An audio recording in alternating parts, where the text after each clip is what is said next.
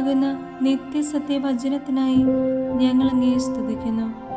യേശുവേ, അങ്ങയുടെ പരിശുദ്ധാത്മാവിനെ നൽകി അങ്ങയുടെ മാഹാത്മ്യം കാണുവാൻ ഞങ്ങളുടെ ഉൾക്കണ്ണുകളെ തുറക്കണമേ.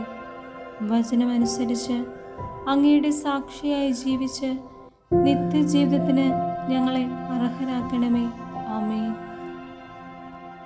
സങ്കീർത്തനങ്ങൾ 16-ാം അധ്യായം 1 മുതൽ തിരുവചനങ്ങൾ. ദൈവം എൻ്റെ അവകാശം. ദൈവമേ, എന്നെ കാത്തുകൊള്ളണമേ. ഞാൻ അങ്ങയിൽ ശരണം വച്ചിരിക്കുന്നു. അവിടുന്നാണ് എൻ്റെ കർത്താവ്. അങ്ങിൽ നിന്നല്ലാതെ എനിക്ക് നന്മയില്ല എന്ന് ഞാൻ കർത്താവിനോട് പറയും. ലോകം വിശുദ്ധരെന്ന് കരുതുന്ന ദേവന്മാർ നിസ്സാരരാണ്. അവരിൽ ആനന്ദം കൊള്ളുന്നവർ അഭിശപ്തരാണ്.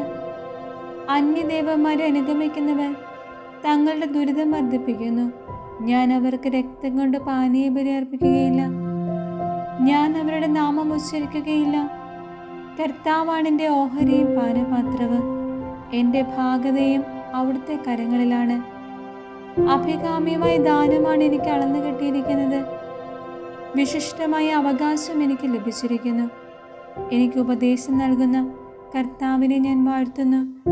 രാത്രിയിലും എൻ്റെ അന്തരംഗത്തിൽ പ്രബോധനം നിറയുന്നു. കർത്താവ് എപ്പോഴും എൻ്റെ കൺമുൻപിലുണ്ട്.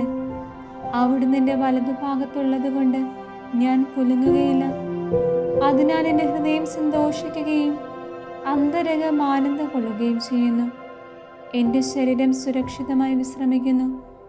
അവിടുന്ന് എന്നെ പാതാളത്തിൽ തള്ളുകയില്ല.